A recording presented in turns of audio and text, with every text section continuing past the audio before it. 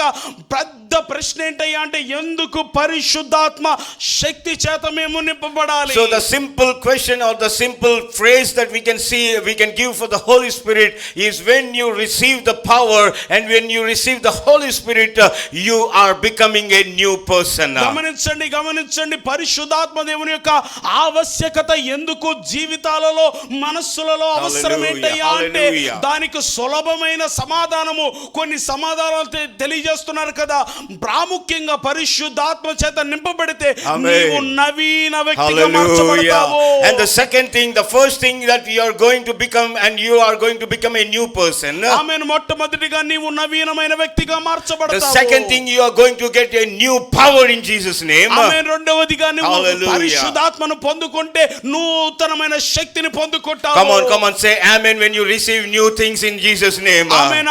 గమనించండి, మీరు నూతనమైన శక్తిని పొందుకుంటే దేవునికి స్తోత్రాలు తెలియజేయండి. And also you are going to get the third one, a new spirit filled things and spirit filled hearts are going to come to each and every believer who are in the Holy Spirit. ఆమేన్. గమనించండి, పరిశుద్ధాత్మను పొందుకున్న వారైతే మీకు మూడవ లాభం ఏంటయ్యా అంటే నూతనమైన ఆత్మను మీరు పొందుకుంటారు. And the third and the fourth thing, when you receive the power of the Holy Spirit you are going to get a new worship style and you are going to worship with all your strength. గమనించండి దేవుని బిడ్డలారా, పరిశుద్ధాత్మను మీ జీవితంలో మీరు అనుభవిస్తే పొందుకుంటే నాలుగవ లాభం ఏంటయ్యా అంటే మీ ఆరాధన క్రమము మార్చబడింది. And the fourth and the fifth thing you are going to get, your life is going to change and you are going to be as the holy people and you are going to be as a greatest testimony. ఆమేన్. పరిశుద్ధాత్మను మీరు పొందుకుంటే ఐదవ లాభం ఏంటయ్యా అంటే మీ యొక్క పాపములో నుండి పరిశుద్ధతలోనికి మీరు అడుగు పెడతారు. And the sixth thing that we are going to get, a new character is going to be installed inside your body and you are going to be his testimony. ఆమేన్. ఆరవ లాభం ఏంటయ్యా అంటే పరిశుద్ధాత్మను మీరు పొందుకుంటే మీ జీవితంలో నూతనమైన ప్రవర్తన స్వభావం వచ్చింది. The character means the character of prayer, the character of worshiping, the character of praising him that is going to be changed in Jesus name. గమనించండి దేవుని బిడ్డలారా, నూతన స్వభావం ఏంటండి అంటే నూతన స్వభావం ఏంటో తెలుసా? ప్రార్థనాత్మ చేత మనం నడిపించబడటము, అదే విధంగా ఆరాధన క్రమముగా ఆరాధనగా చేయడము, ఇలాంటి గొప్ప లాభాలు నూతన స్వభావం ద్వారా మనకు వస్తూ ఉంటాయి. And the seventh thing, when you get the power, and the eighth thing, when you get the power of the Holy Spirit, God is going to give a new calling to his people and you are going to get some alerts from the heaven. గమనించండి దేవుని బిడ్డలారా, పరిశుద్ధాత్మ దేవుణ్ణి మీరు మీ యొక్క జీవితంలో పొందుకుంటే మీకు కలగబోయే లాభము ఎనిమిదవది ఏంటయ్యా అంటే పరలోకములో నుండి దేవుని యొక్క పిలుపును మీరు అందుకోబోతున్నారు. And also the ninth thing that God is going to give to the people who are having the power of the Holy Spirit is that a new ministry is going to be assigned to your hands. ఆమేన్. అదే విధంగా పరిశుద్ధాత్మ దేవుణ్ణి పొందుకుంటే తొమ్మిదవదిగా వచ్చేటువంటి లాభం ఏంటయ్యా అంటే పరిశుద్ధాత్మ దేవుడు మనకి ఏమిస్తాడయ్యా అంటే ఆయన క్రొత్త పరిచర్యలను ప్రతి విశ్వాసికి ఇవ్వబోతున్నాడు. And the 10th thing God is going to give to his people who are in the Spirit, new thoughts are going to be given directly to you by Lord Jesus Christ. ఆమేన్. 10వదిగా పరిశుద్ధాత్మను పొందుకోవడం వల్ల వచ్చే లాభం ఏంటయ్యా అంటే నూతనమైన తలంపులు దేవుడు మనకి ఇవ్వబోతున్నాడు. So let us all raise our hands unto the heaven and say, Lord, fill me with your power this evening, Lord. ఆమేన్. రెండు హస్తాలు దేవుని వైపు చాపి ఇలా అడుగుదాం, అయ్యా నన్ను నీ పరిశుద్ధాత్మ శక్తి చేత మీరు నింపండి ప్రభువా అని. The power is not stopped. The Holy Spirit power is continuing till today. That means you have to receive the power in your lives. ఆమేన్. పరిశుద్ధాత్మ శక్తి ఆగిపోలేదు కానీ అది కొనసాగుతూనే ఉంది. మనము పరిశుద్ధాత్మ శక్తిని పొందుకోవాలి. Come on, don't be calm. Raise your hands and ask the Lord this evening. ఆమేన్. ఎవరు కూడా మౌనంగా ఉండొద్దు. ఈ సాయనవేళలో Oh, దేవుని దగ్గర hallelujah. ప్రాధేయపడదాం, అడుగుదాము. Let us spend 2 to 3 minutes in the presence of the Lord. Come on, young people, come onto your knees and raise your hands and ask the Lord, Lord, fill me with your power this evening, Lord. ఆమేన్. ఒక 2-3 నిమిషాలు మనం ప్రార్థనలో గడుపుతాము. యవ్వన బిడ్డలారా, మీరు మోకరించి ఇలా అడగండి, అయ్యా నీ పరిశుద్ధాత్మ శక్తి చేత నన్ను స్పర్శించండి అయ్యా, నన్ను తాకండి అయ్యా, నన్ను నింపండి అయ్యా. When the Spirit of the Lord comes, even the small kids are going to prophesy and they are going to be as the heroes for Jesus Christ. ఆమేన్. గమనించండి పరిశుద్ధాత్మ దేవుని యొక్క శక్తి వస్తే వయో భేదం ఉండదు కానీ, వయస్సు భేదం ఉండదు కానీ, చిన్నవారు కూడా దేవుని నామములో ప్రవశిస్తారు. అంత మాత్రమే కాదు, వారు దేవుని కొరకు వీరులై ఉండబోతున్నారు. God is going to raise new generations from Agape Ministries. ఆమేన్. నిశ్చయముగా అగాపే పరిచర్యల నుండి ఒక నూతనమైన తరాన్ని దేవుని కొరకు లేపబోతున్నాడు. Don't come to the church to have a time pass. Don't come to the church to just watch, but come to the church to receive the power in Jesus name. ఆమేన్. మందిరానికి కేవలము కాలక్షేపానికో లేకపోతే వచ్చి ఇక్కడ ఎలా జరుగుతుందని చూడడానికి కాదు కానీ, పరిశుద్ధాత్మ శక్తిని పొందుకోవడానికి రండి. హల్లెలూయా. యేసుని నామములో, యేసుని నామములో, యేసుని నామములో. Let the church be filled with your spirit, Lord. ఆమేన్. నిశ్చయముగా సంఘము నీ శక్తి చేత నింపబడును గాక. Let new tongues come in Jesus name. అయ్యా నూతనమైన భాషలు మందిరంలో ఉన్న విశ్వాసుల యొక్క అయ్యా మస్తిష్కములోనికి నాలుకల మీదకి వచ్చును గాక. Let everyone be touched by your power in this evening, Lord. అయ్యా ఈ సాయనవేళలో నీ శక్తి చేత Come on, ప్రతి బిడ్డ తాకబడును గాక. Hallelujah, hallelujah, hallelujah, hallelujah, hallelujah. Let every member be filled with Holy Spirit. అయ్యా కూర్చున్న ప్రతి బిడ్డ పరిశుద్ధాత్మ శక్తి చేత నింపబడును గాక. As we are continuing to hear your word, let your presence be with us, Lord. అయ్యా ఇదిగో తండ్రి, మరలా మీ యొక్క స్వరాన్ని వినబోతుండగా నిశ్చయముగా నాయన ప్రభువా మీ యొక్క స్వరంతో మా అందరితో మీరు మాట్లాడండి. The man who is going to stand, let your strength come upon him. Let me be satisfied with the words that he is going to preach this evening, Lord. అయ్యా ఇదిగో తండ్రి, మా తర్వాత నిలబడిపోయేటువంటి దైవజనులను అయ్యా ఇదిగో తండ్రి మీరు వాడుకోండి. అయ్యా వారి ద్వారా నాయన నీ బిడ్డలకు బోధించవలసిన విషయాల చేత మీరు తృప్తిపరచండి. అయ్యా We again ask in your presence, let every one of us be filled with your power this evening, Lord. అయ్యా ఈ సాయంత్రం మరొకసారి అయ్యా మేము ప్రాధేయపడి అడుగుతున్నాము.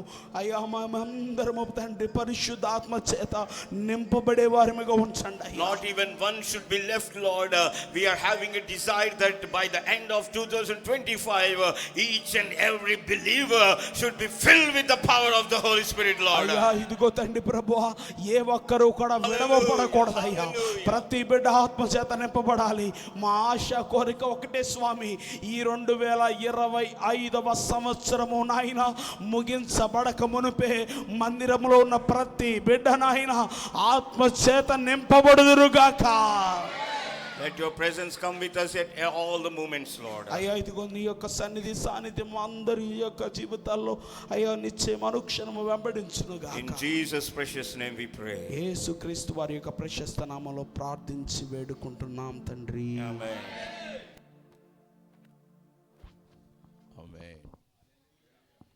మన ప్రభును ప్రియరక్షకుడైన యేసుక్రీస్తు పేరట మరొకసారి కూడి వచ్చిన మీ అందరికీ నా ప్రత్యేకమైన వందనవచనం. ఈ రాత్రి ప్రభు సన్నిధిలో చక్కని వర్తమానాన్ని మరొకసారి వినటానికి దేవుడు చూపిన కృపను బట్టి దేవుని స్తుతిస్తూ ఉన్నాను. గత 2 వారముల క్రితము ప్రవచనములలోని ప్రధాన విషయాలు ఏమై ఉన్నాయో దాన్ని మనం ధ్యానించడం మొదలుపెట్టాము. మొట్టమొదటిగా మెస్సయ్య క్రీస్తు ప్రభుని గురించిన ప్రవచనాలు. ప్రవక్తలు ప్రవచించబడినటువంటి 750 వత్సరాల క్రితము ప్రవచించిన యెషయా కానివ్వండి, 1000 సంవత్సరములకు పైగా ప్రవచించిన మోషే కానివ్వండి, ఇలా పలు ప్రవక్తలు క్రీస్తు ప్రభుని గురించి ప్రవచించారు.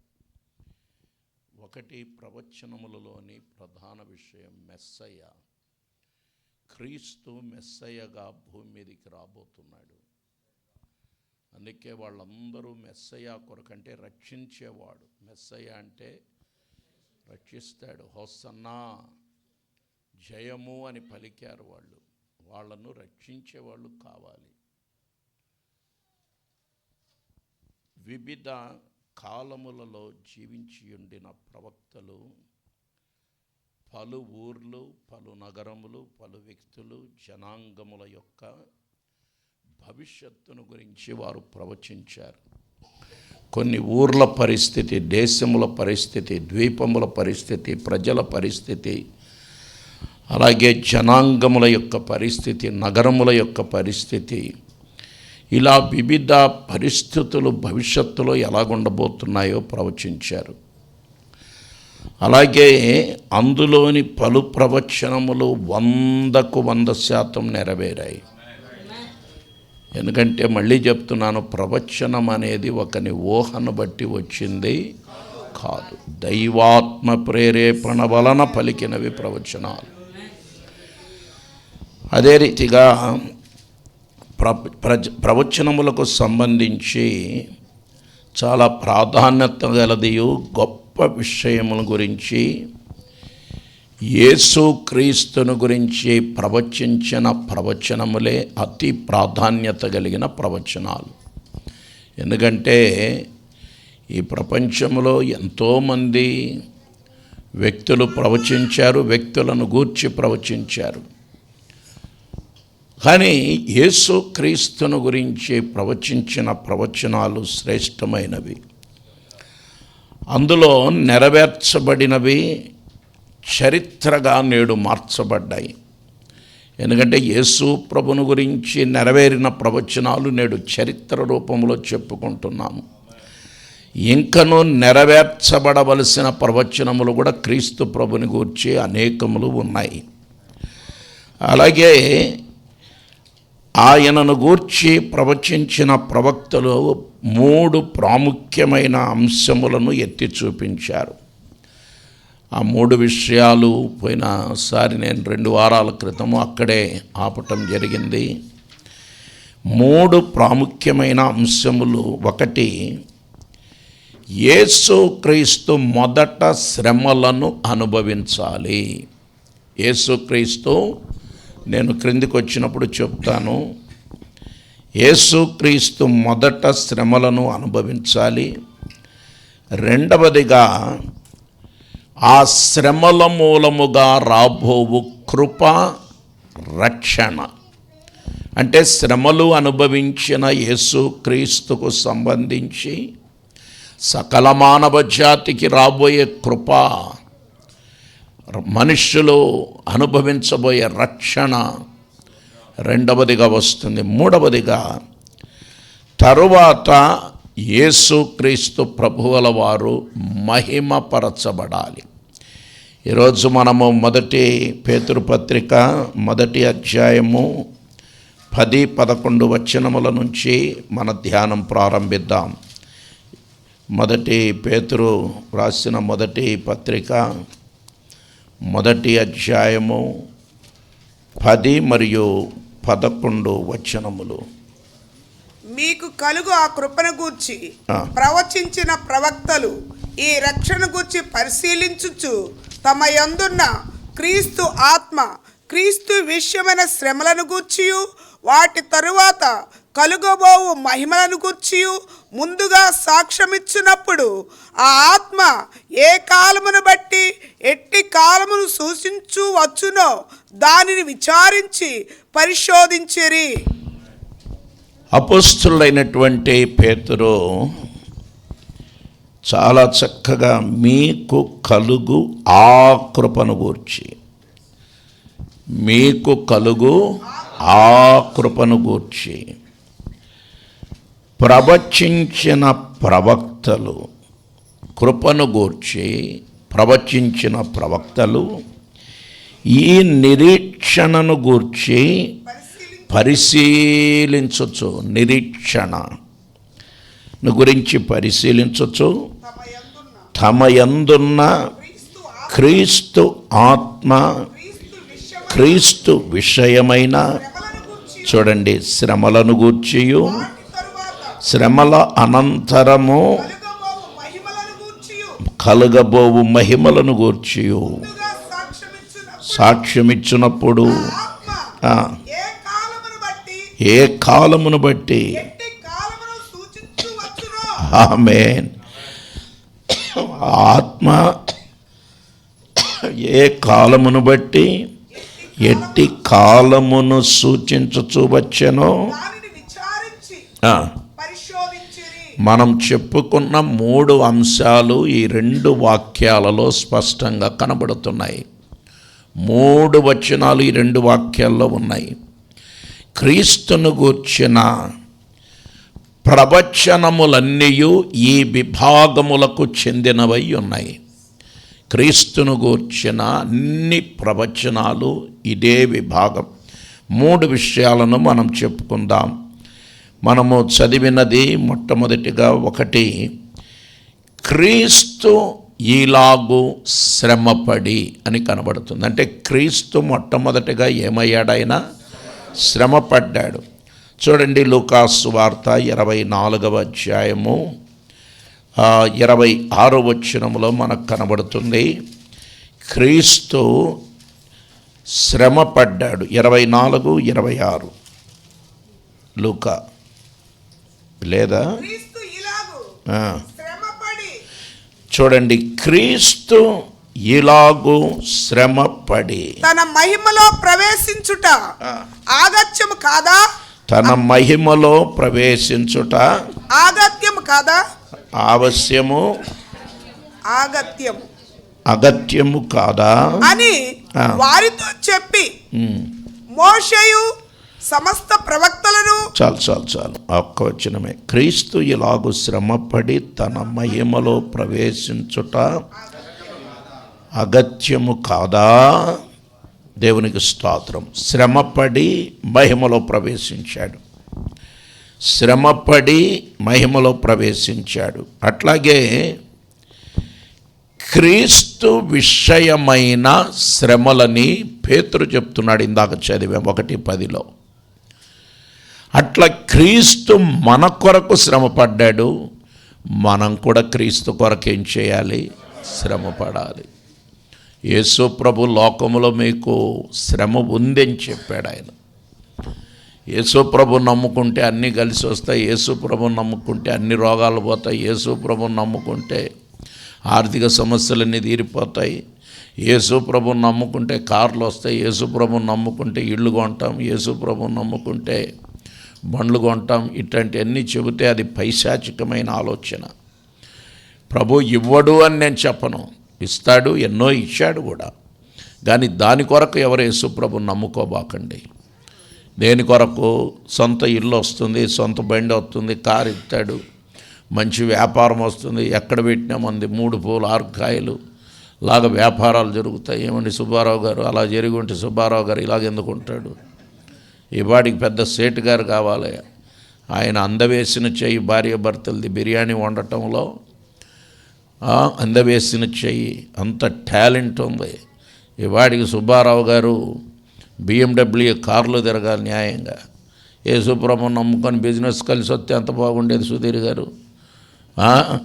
ఈ పాటికెల్లా 2 డాక్టర్లు 2ని చదివించారు. ఈ పాటికెల్లా BMW కార్లు తిరగాలి.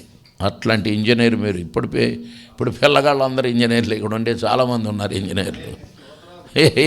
మీరు సీనియారిటీ, ఆ సీనియర్ అంటే తమాష ఏంటి? అవన్నీ చూసుకుంటే నాకు కూడా కొన్నిసార్లు బాధ వేస్తూ ఉంటుంది. ప్రభు ఇడుగాడు లోకస్తుడు మేస్త్రి, టాపీ మేస్త్రి అంట, ఇళ్ళ మీద ఇల్లు కొంటున్నాడు. మా ఏరియాలో ఒక అతను మన అకుల్లా దగ్గరికి వచ్చేసరికి అద్దె మీద అద్దె కట్టుకుంటున్నాడు. ఉన్న స్థలం కూడా పిల్లల పెళ్ళికి అమ్ముకోవాల్సి వచ్చింది. ఏంటి ప్రభు ఇదంతా? కొన్నిసార్లు నేను బాధపడతాను ఈ విషయాలన్నీ తలంచుకొని. కొన్నిసార్లు ఒక్కొక్కరిని ఇలాగ ఆలోచిస్తూ ఉంటే కాలాన్ని బట్టి చూస్తే మరి ఇంత కష్టపడుతున్నారు, రాత్రి అనక పగలనక పరుగు తీసుకుంటున్నారు. ఇంత ప్రయాసపడే వారికి ఏంటిది అర్థం కావటంలో. మొన్న అల్లూరి విశ్వప్రసాద్ గారు ఫోన్ చేసి చాలా అద్భుతంగా డిజైన్ చేశారు ఫ్యాంప్లెట్, ఎవరు ఏంటన్నారు. అప్పుడు ప్రేమ్ కుమార్ గారు, లతా గారి గురించి చెప్పుకొచ్చాను. మళ్ళీ వాళ్ళని గురించి మళ్ళీ ఆలోచించడం మొదలుపెట్టా. డిజైన్ అయితే అద్భుతంగా చేశారు, ఆశ్చర్యకరంగా ఉంది. ఆయన అవతల ఆయన ఎన్నో డిజైన్లు చూసిన మనిషి మాట్లాడిన మాట నేను చాలా సంతోషించాను. నా విశ్వాసిని గురించి చెప్పుకోవటానికి గర్వపడతాను. ఏమని ఉంటే చెప్పండి అని చెప్పి కూడా అన్నా. వాళ్ళ చుట్టూ బోళ్ళు మంది తిరుగుతున్నారు మాకు ఇవ్వండి అని. సరే, మొత్తం మీద అప్పుడు ఆలోచిస్తూ ఉంటే ఏమిటి ప్రభు అంత నమ్మకమైన బెడ్లు.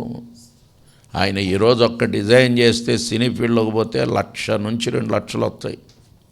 జస్ట్ సినీ ఫీల్డ్, అది దాన్ని ఏమంటారు, అది నేను మర్చిపోయా ఈ మధ్య, ఏంటది,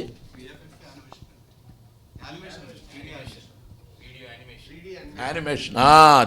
అది మర్చిపోయా, ప్రసాద్ గారి చెప్పను. అదేదో సినిమాల్లో చేస్తారంట అన్న.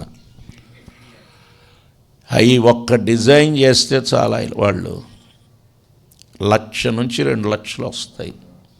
ఒకసారి వచ్చింది కూడా, గెటౌట్ కొట్టి తీసుకెళ్ళిపోమ్మని. ఇప్పుడు ఎన్నో బాధలు పడుతున్నారు. ఇప్పుడు పోయినా వస్తాయి. ఈ చేతులు, ఈ కళ, ఇది లోకానికి పైశాచికమైన వాటానికి వాడను అని నిర్ణయం చేసుకున్నారు. దేవునికి స్తోత్రం, హల్లెలూయా. అది సమర్పణ.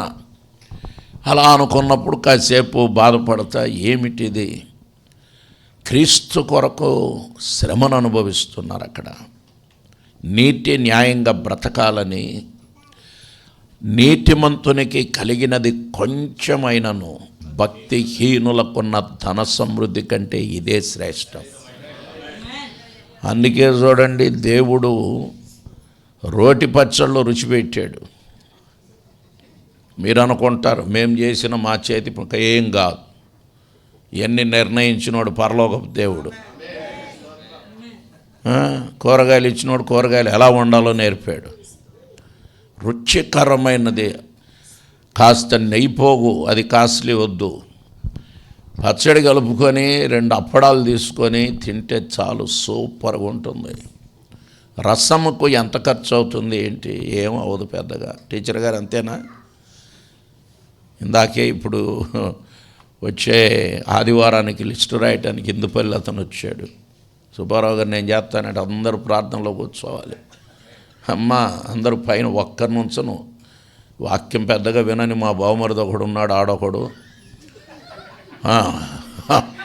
ఇట్లా ఒకటి ఆ పైన పడేసి ఉంచుతా అంతే తప్ప నాకు తెలిసి ఎవరు వాక్యం వింటారు ఎవరు వినరు, విననోడిని పైన పడేయటమే. దేవునికి స్తోత్రం. నేను చెప్పా కొద్దిగా రసం పెట్టాలి, నాకు చాలా ఇష్టం రసం. అది కొద్దిగా ఒక బకెట్ అయినా కాసి పెట్టమని అట్టాగే అయ్యగారు అని చెప్పి అన్నాడు. దానికి రుచి ఎంత ఉందనుకుంటున్నారు? మనకు మటన్ చాప్స్, ఏం చాప్స్, చికెన్ 65. నిన్న రాత్రి నేను గుడివాడలో ఒక మీటింగ్లో అయిపోగానే ఒక ముసలోడు తగిలాడు. తాత పాపం ఎప్పటి నుంచో అయ్యగారు మీరు నాకు తెలుసు ఆ మీటింగ్లో, తర్వాత గుర్తుపెట్టే తాతను. తాత అల్లేలే చెప్పాడంటే బెన్సరికి వినబడుతుంది. తాతను ఒకరోజు ఆహ్వానించే మన సంఘానికి రావాలని. కడు పేదవాళ్ళు స్వార్థికులుగా తిరుగుతూ ఉంటారు, పౌలు శీలల్లాగా. తాతకు ఇంకొక వెరైటీ తోడయ్యాడు. కారెక్కి వెళ్ళిపోయేటప్పుడు అయ్యగారు ఉండండి ఉండండి అన్నాడు. ఏందన్నా? ఏంటది? రెవాబాం. తాత అమృతాంజనం సీసాలాగా ఇంత ఇచ్చాడు, దాని పేరు రెవాబాం అంట. తాత తయారు చేశాడంట. తాత ఒక చిన్న వైద్యుడు అన్నమాట, నాటు వైద్యుడు అనుకుంటా.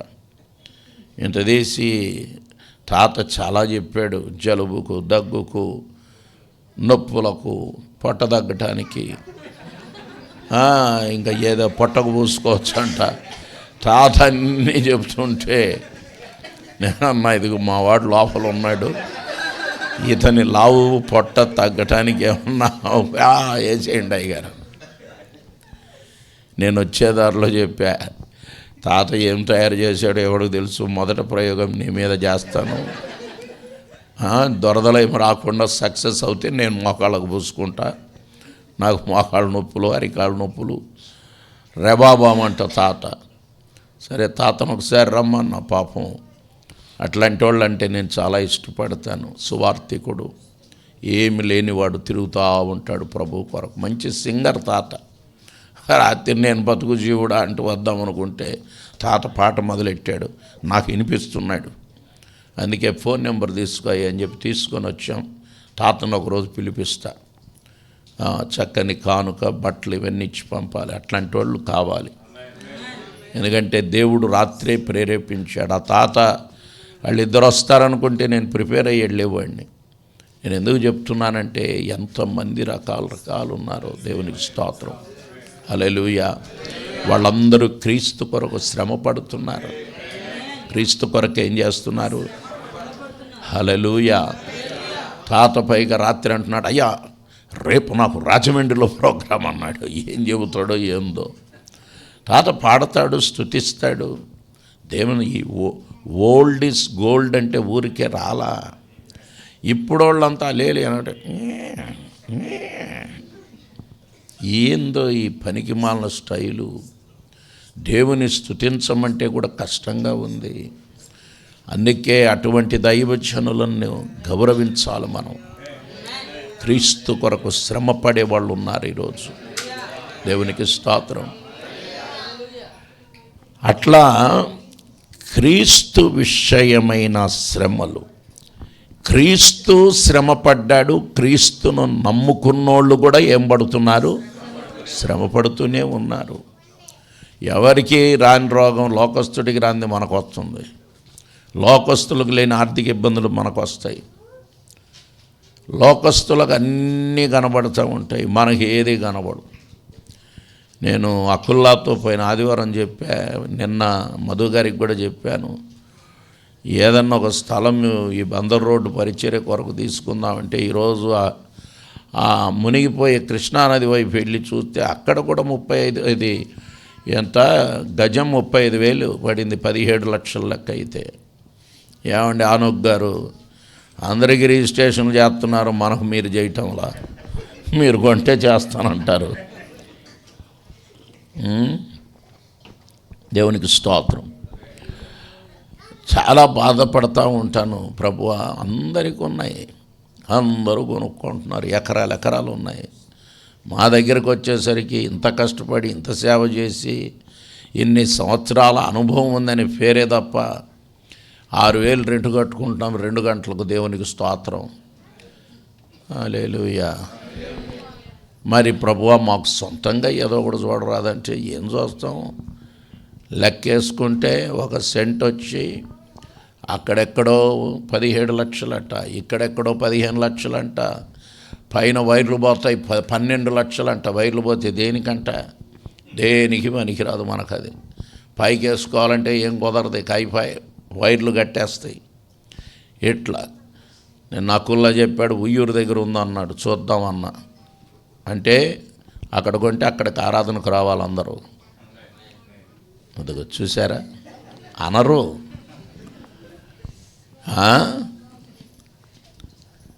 పైగా బందర్ రోడ్డు విస్తరించబోతుంది, బందర్ పోర్ట్ వస్తుంది, విస్తరించబోతుంది. మనకేంటంటే ఎప్పుడు కొందామన్నా మనకు అవకాశం, ఇప్పుడు కూడా అవకాశం లేదు. ఆలోచనలో పడ్డాను, ఏం చేయాలో అర్థం కాక. లోన్లన్నీ అయిపోయాయి, ఇంక పెట్టుకోవటానికి కూడా ఏమీ లేవు, ఏం రావు.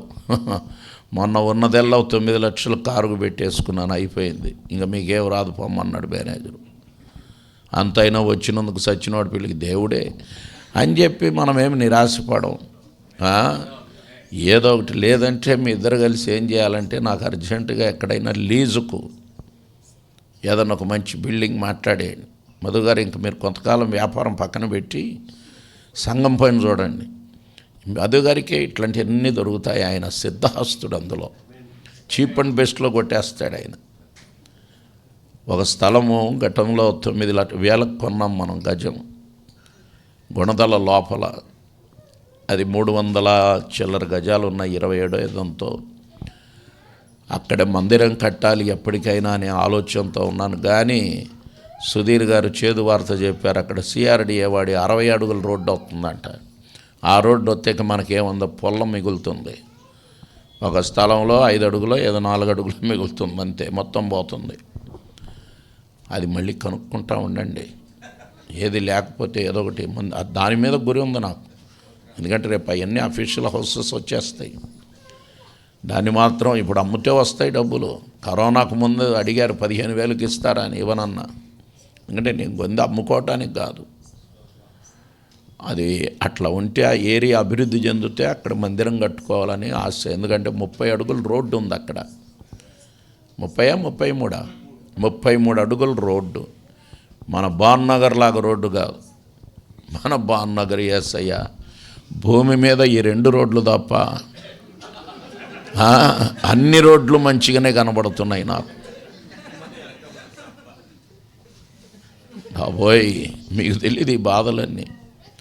రాత్రులు మేము 1 గంట 2-3 గంటలకు వచ్చినప్పుడు లాగలేక తీయలేక చచ్చిపోతూ ఉంటాం. అందరూ ఇట్ల బండి పెట్టుకుంటే మా భావనగర్లు ఇట్లా పెడతారు. అది మా స్పెషాలిటీ. అంత రివర్స్లో ఉంటాయి ఇలా బండ్లన్నీ, రోడ్డు మీదకి పెడతాడు ఇట్లా. అట్లాంటి పరిస్థితులు, శ్రమ ఎప్పుడు చూసినా మనకేంటి, రోడ్డు మీద పోదామంటే కూడా శ్రమ. మళ్ళీ ఎందుకు నా బండి పట్టుకుంటున్నావు అని చెప్పి ఆ అమ్మ వచ్చి పెద్ద క్వశ్చన్ చేస్తుంది. ఏందమ్మా, మా బండి పట్టుకోవద్దంటే పక్కన పెట్టుకో అంటే ఈ మా ఇష్టం అంటుంది. మళ్ళీ ఏది ఓనమల్ చేత కానీ పరికిమలది. ఒక దైవజనుడి దగ్గర మా ఇష్టం అంటుంది. సరే నీ ఇష్టం అంటే మా ఇష్టం లాగే అవతల పారేస్తామని చెప్పా. కొన్నిసార్లు వాయిస్ గట్టిగా చెప్తే నోరు మూస్తారు మా ఏరియాలో. మా ఏరియా వాళ్ళు చెప్పారు, అయ్యా మీరు ఊరికే ఉంటే ఏమి, ఈ మంది అట్లాంటి వాళ్ళు కాదు, కొద్దిగా గట్టిగా తగులుకో. అట్లాంటి మనుషులు ఏం చేద్దాం పక్కల్లా. నువ్వేమో ఇక్కడ ఉంటావు అస్తమానం, అటు వచ్చి ఉంటే తూర్పు వాళ్ళ భరతం పట్టేవాడు నువ్వు. ఎందుకంటే మంది అందరూ మనాళ్లే కదా అక్కడ. వీధిలో శ్రమ పడాలి, వాహనం పోవాలన్నా శ్రమ పడాలి. క్రైస్తవుడికి ఎక్కడ చూసినా శ్రమ. దేవునికి స్తోత్రం. అట్లా మనం శ్రమ పడాలి. యేసయ్య శ్రమ పడ్డాడు కాబట్టి మనం కూడా ఏం చేయాలి, శ్రమ పడాలి. ఒకవేళ దేవుడు ఇలా ఉండటం దేవుని చిత్తమైతే, ఉదాహరణకు చెప్తా, పౌలు కంటే మహాభక్తులు మనం ఎవరం లేం. ప్రపంచంలోనే పౌలు యేసు ప్రభు తర్వాత అధిక ప్రాచుర్యం పొందినవాడు క్రొత్త నిబంధనలో పౌలు. గొప్ప మనిషి. ఆ పౌలకు రోగం వచ్చింది. రోగం వచ్చి సోదరం నాయన ఈ ముళ్ళు తీసే నాయన అన్నాడు. మరి గుచ్చుకుంటుంటే సస్తున్నాడు పాపం, అల్లాడిపోతున్నాడు. ఎంత బాధాకరమైన రోగం. నాయన ఈ ముళ్ళు తీసేయంటే నా కృప నీకు చాలన్నాడు. ముళ్ళు తీయమంటే ఆయన ఇచ్చిన జవాబు ఏంటి? ఇదేం జవాబు అండి బాబు? అయితే నీ కృపే చాలే, సోత్రం అనుకుంటూ సేవ చేశాడు. ఆపల సేవ. లాస్ట్లో అన్నాడు, ఇంత ముళ్ళు పెట్టుకొని కూడా మంచి పోరాటము, నా పరుగును విశ్వాసమును. చూసారా, అంత శ్రమల మధ్య కూడా తన బాధలు తగ్గకపోగా తనకు దేవుడు కూడా అట్లాగే ఉన్నాను. అప్పుడు నాకు అనిపిస్తుంది, ప్రభువా మాకు నీవు ఏదిచ్చినా నీకే స్తోత్రం. హల్లెలూయా. దేవుడు చేసే కార్యాలు ఎన్నో ఉన్నాయి. ఇన్ని కార్యాలు దేవుడు మనకు చేశాడు. ఏది ఉన్నా ఏది లేకపోయినా సంతోషించటం మనం నేర్చుకోవాలి. సొలొమోను అన్నాడు, నాకు ఎక్కువ ధనమొద్దు, తక్కువ వద్దు, మీడియంగా నన్ను ఉంచండి అని. మన మినిస్ట్రీని, పరిచర్యను, మన విజయవాడ 2 సంఘములను దేవుడు మీడియంగా ఉంచినందుకు స్తోత్రం. మనకు అధిక ధనము లేదు, దిక్కుమాలిన వాళ్ళం కూడా. మరీ దిక్కుమాలిన దరిద్రుడు వర్గీస్ గారు రోజు దేవుడా అని అడుక్కు తింటున్నాడు అని చెప్పి అట్లాంటిది లేదు ఇక్కడ. ఈరోజు సరిపడా దేవుడు మనకు చేస్తున్నాడు. ఒక చిన్న బైబిల్ స్కూల్ పెట్టుకున్నాం. 19వ సంవత్సరం దిగ్విజయంగా నడుస్తుంది. అది ఎక్కడికి పోయి చేయి చాపిన పాపాన పోలా. ఎంత శ్రమపడినా దేవుని పరిచర్య అది చక్కగా జరగటానికి దేవుడు కృపనిచ్చాడు. అందుకే మనం శ్రమపడినా బాధపడనక్కర్లా. మనకు ఇవ్వకపోతే కదా దేవుడు కావలసిన దాన్ని ఇస్తున్నాడు. అందుకే యేసు ప్రభు నేర్పాడు, మా అనుదిన ఆహారమును నేడు మాకు దయచేయము. హల్లెలూయా. మనకు అనుదినము దేవుడు కావలసిన వాటిని ఇస్తున్నాడు. ఈరోజు మనము అనుభవించేవి, పొందుకున్నవి ఇవేవి మనం ముందు అనుకోలేదు. మనం కోరకుండానే దేవుడు చాలా ఇచ్చాడంటే మనకు చాలా ఇచ్చాడనే నా ఫీలింగు. దేవునికి స్తోత్రం. ఈరోజు అక్కడ ఆరాధన అయిన తర్వాత ఒక సోదరి వచ్చింది. ఆమె భర్త చాలా పూర్వ విశ్వాసి. మన దగ్గర భర్త ఆరాధన పోవద్దు, అది పోవద్దు, ఇది పోవద్దు. ఎందుకంటున్నాడంటే యేసు ప్రభువును నమ్ముకొని ఇంతకాలం నుంచి వెళ్తున్నావు, మనకేం కలిసి వచ్చింది అంటున్నాడంట. అనేవాడెవడు అప్పటి నుంచి ఇప్పటి వరకు తాగుబోతాడు. ఎప్పటి నుంచి? 95 నుంచి. ఆ సోదరి 96 నుంచి మన దగ్గర వస్తున్నారు. అప్పటి నుంచి ఇప్పటి వరకు తాగుబోతుగానే ఉన్నాడు. ఎప్పుడైనా కనబడినప్పుడు అడిగితే తల ఉంచుతాడు, అంతవరకు రాడు. ముందు ఇంత దరిద్రానికి కారకుడు అతనే. దొరికినట్టు ఏం చేస్తున్నాడు? తాగుతున్నాడు, సర్వనాశనం చేస్తున్నాడు. భార్య సంపాదించుకునేదన్నా కష్టపడి రూపాయి తెస్తే అది కూడా వాడుకుంటున్నాడు. సరిగ్గా పనికి పోడు. మరి అట్లాంటప్పుడు ఎట్లా బాధ తగ్గుతుంది? ఆ సోదరి వచ్చి ఏడుస్తుంది, బాధపడుతుంది, బాధను వ్యక్తం చేస్తుంది. ఇది కొత్తగా కాదు నేను వింది. 96వ సంవత్సరం నుంచి ఆ సోదరి బాధలు. నేను మళ్ళీ మధ్యాహ్నం అడిగాను, ప్రభువా ఇదేంటి? ఆమె 96 నుంచి నమ్మకంగా నీ సన్నిధికి వస్తుంది. నమ్మకమైన బిడ్డ. దేవుని కృప ద్వారా 2 ఆడపిల్లలకు కూడా పెళ్లి చేసేసింది. ఆమె శ్రమలు తీరకపోగా పెరుగుతూనే ఉన్నాయి రోజు రోజుకు. అయినా బైబిల్ ఏమన్నా ప్రక్కన పెట్టిందా? శ్రమ ఎదుర్కొంటూ ఉన్న తన పరిశుద్ధ గ్రంథాన్ని చేతబోని ప్రభు పాదాల దగ్గరికి వస్తుంది ఆ సోదరి. హల్లెలూయా. అట్లాంటి మొండిగా దేవుణ్ణి సేవించే వాళ్ళు మన పరిచర్యల్లో ఉన్నందుకు నేను ఎంతగానో దేవుణ్ణి స్తుతిస్తూ ఉన్నాను. హల్లెలూయా. ఇక రెండవదిగా, యెరూషలేము మొదలుకొని సమస్త జనములలో ఆయన పేరట మారు మనస్సును పాపక్షమాపణయు ప్రకటింపబడును.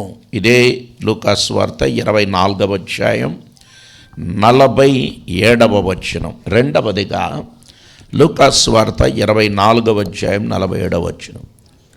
యెరూషలేము మొదలుకొని సమస్త జనములలో. చూడండి, యెరూషలేము మొదలుకొని సమస్త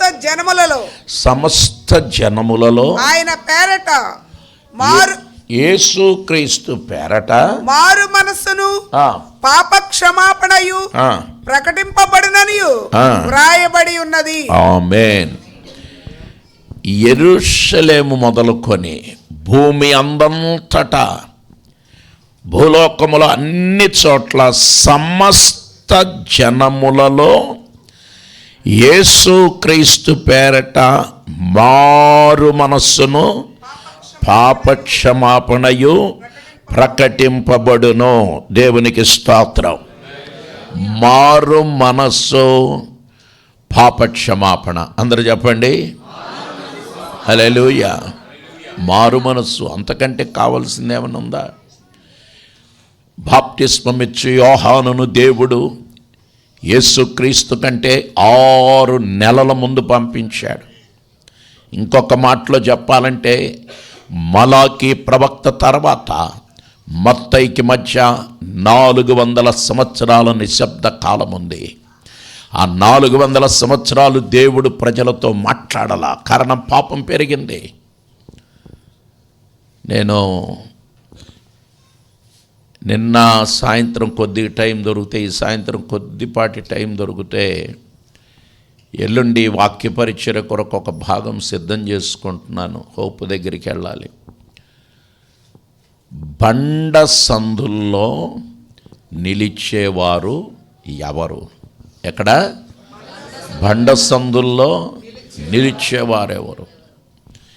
ఏందో నిన్న మొదలు పెట్టాను, ఈరోజు కంటిన్యూ చేస్తున్నాను. ఎవరో ఒకరు రావటం, ఎవరో ఒకరు ఇది చేయటం జరుగుతూ ఉంది. ఎందుకో కొన్నిసార్లు బండ సందులో అడ్డుపడినట్టుంది. దేవుని వాక్యం మీడియేటర్గా నిలబడగలిగినోడు ఎవరు?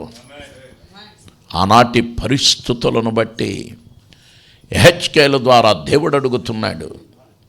ఆనాటి ఆ ప్రవక్తలు, ఆనాటి యాజకులు, ఆనాటి ప్రధానులు, ఆనాటి సామాన్య ప్రజలు అందరూ పాపం చేస్తూనే ఉన్నారు. అరే, ప్రవక్తలు పాపం చేయటం ఏంటి?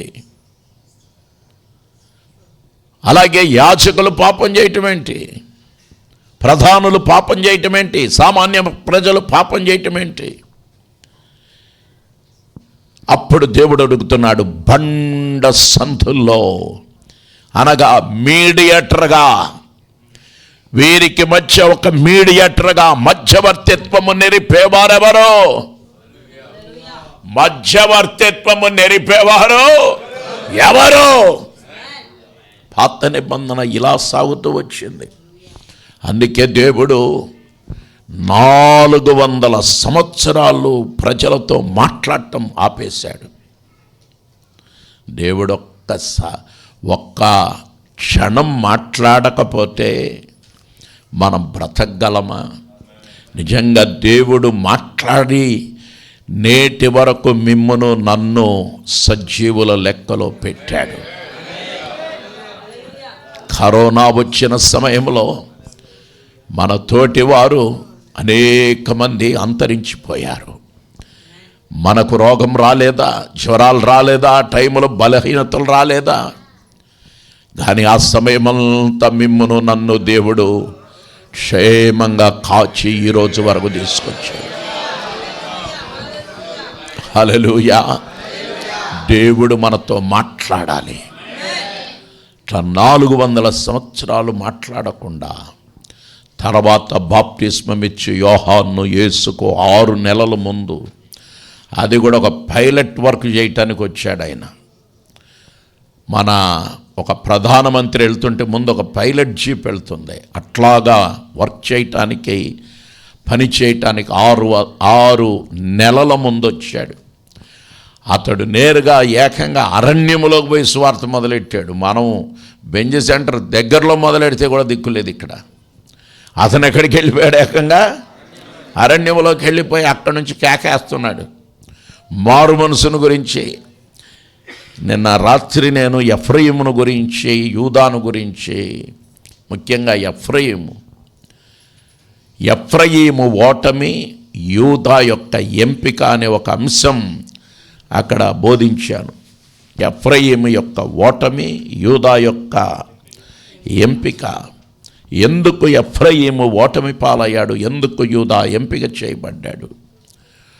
అట్లాగా జీవితంలో చాలా దయనీయమైనటువంటి స్థితిలో ఉన్నప్పుడు యోహాను దేవుడు పంపించాడు. అరణ్యములో సువార్తను చెప్పాడు. మనమైతే ఈ కాలంలో జనాలకి అంత కావాల్సింది ఏంటంటే ప్రాస్పెరిటీ గాస్పెల్, ఆశీర్వాద ప్రసంగాలు కావాలి. నీకు దేవుడు అది ఇస్తాడు, ఇది ఇస్తాడు, గంపిస్తాడు, గంప నిండా మోసుకొని వస్తున్నాడు. అలాగే దేవుడు వచ్చేటప్పుడు ఆ గంపలో ఒక మూలలో కేజీ బంగారం కూడా పెట్టుకొని నీకు ఇవ్వబోతున్నాడంటే, ఇప్పుడు చూడండి, రాని అన్ని భాషలు కూడా వచ్చేస్తాయి. ఏమొచ్చేస్తాయి? ఎంతసేపు దీవెన దీవెన దీవెన దీవెన. కానీ క్రైస్తవ్యం, యేసు ప్రభు కానీ, శిష్యులు కానీ, అపోస్తలులు కానీ ఎప్పుడు వాళ్ళు ప్రజలకు దీవెనల మీద ప్రసంగాలు తక్కువ. ఫౌండేషన్ వేశారు వాళ్ళు, మంచి పునాది వేశారు వాళ్ళు. వేసిందంతా మంచి పునాది. ఆ పునాది మీద సంఘం కట్టబడింది. 7 పునాది సిద్ధాంతాల మీద క్రైస్తవ సంఘం కట్టబడిందన్నమాట. అందుకే క్రిస్టియానిటీ అనేది ఉన్నా లేకపోయినా స్తోత్రం చెప్పమని నేర్పించారు. తిన్నా తినకపోయినా స్తోత్రం చెప్పమన్నారు. నాకు పూర్వకాలపు దైవజనులంటే అపారమైన గౌరవం. వారిని గురించి ఎంత ఇన్ఫర్మేషన్ దొరికినా అంత సేకరిస్తూ ఉంటాను నేను. అదంతా వాళ్ళ దగ్గర నుంచి పోగు చేసుకుంటూ ఉంటా. ఎందుకంటే ఆ దైవజనుడు ఎలా వాడబడ్డాడు, ఎలా ప్రభు కొరకు నిలబడ్డాడని.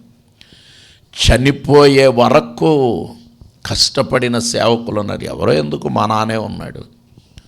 చనిపోయే రోజు కూడా సైకిల్ దొక్కుంటా తిరిగిన మనిషి. ఏ రోజు ఒక చిన్న లూనాకు కూడా నోచుకొని వాడు మా నాన్న. కష్టపడే సేవ చేశాడు, కష్టపడే ప్రభు కొరకు తిరిగారు. ఎన్ని బాధలు పడ్డాడు. ఆయన కాలుకు కూడా షుగర్ వచ్చి పాదము సైడంబడి ఇంత భాగం అది తీసేసి ఈ తొడ మీద నుంచి చర్మం చెక్కి చర్మముతో ఆ భాగాన్ని పూడ్చిన ఇది కేరళలో జరిగింది. ఇది 2 నెలలు హాస్పిటల్లో ఉన్నాడు. ఆయన తుది శ్వాస విడిచే రోజు వరకు సైకిల్ దొక్కుంటానే సేవ చేశాడు. ఒక్క రోజు లూన. ఇప్పుడు బైబిల్ స్కూల్కి వచ్చేప్పుడే వీడు బండి వేసుకొని వస్తున్నాడు. ఏం వేసుకొస్తున్నారు? ఒక సైకిల్ ఉంది, పాలకు పోరా అంటే వెనకడికి ఒకడు అడిగాడు దేని మీద పోవాలని. నేనన్నా ఇన్నోవా వేసుకుని వెళ్ళమన్నా. అంతకాక ఏం చెప్పమంటారు సుధీర్ గారు? వాడు దేని మీద బొమ్మంటారు అంటున్నాడు. పాలకు పోరా నాయన అంటే. వినాశకాలే విపరీత బుద్ధి.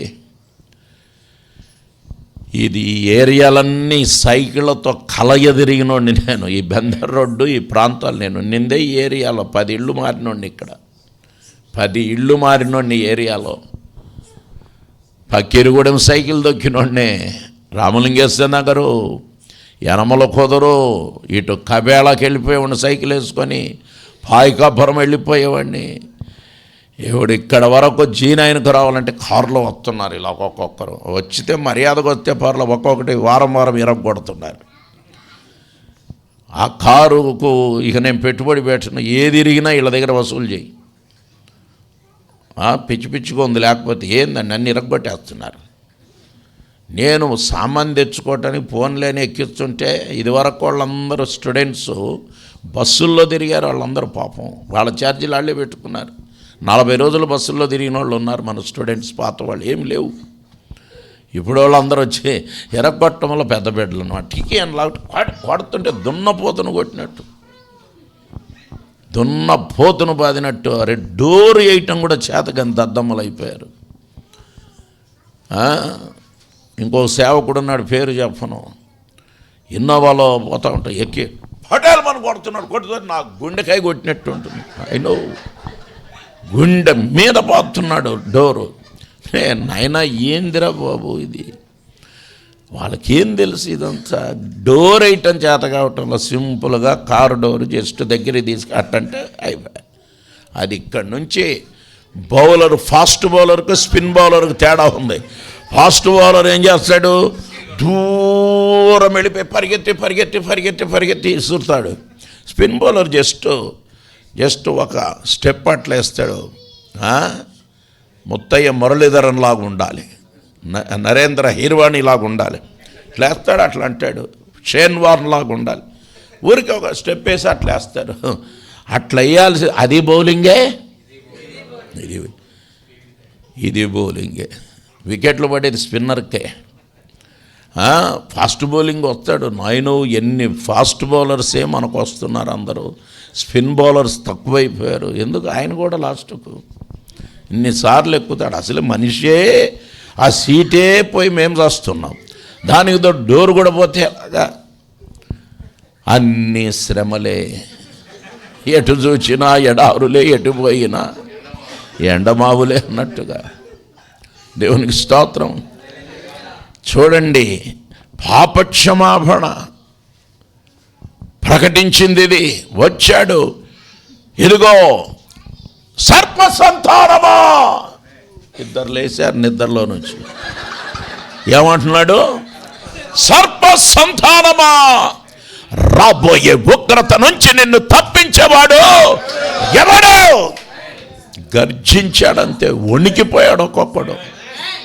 ఏందనుకుంటున్నారు బాప్తిస్మం ఇచ్చి యోహాన్ అంటే? రాజు వణికిపోయాడు, రాణమ్మ అల్లాడిపోయింది, విలవిలల్లాడిపోయింది. అందుకే బాప్తిస్మం ఇచ్చి యోహాను తలను అడగమని కూతురు చెప్పడానికి కారణం అదే. రాజైనా సరే, ఎంత గొప్పోడైనా సరే, గళం మారు మనస్సును గురించి శక్తివంతంగా చెప్పటం జరిగింది. హల్లెలూయా. అలాగే పాప క్షమాపణ, అందరు చెప్పండి హల్లెలూయా. ప్రభు ప్రేమ తొలికేక హృదయములో ప్రతిధ్వనించే పాప క్షమా యేసునిలో శరణును సంగుచు కడిపిల్చే పాప క్షమా యేసునిలో శరణును సంగుచు కడిపిల్చే ప్రభు ప్రేమ తొలికేక హృదయములో ప్రతిధ్వనించే పాప క్షమా యేసునిలో శరణును సంగుచు కనిపిల్చే ప్రభు ప్రేమ. కానుక సమర్పణ ఆరాధన కూడా చేసుకుందాం.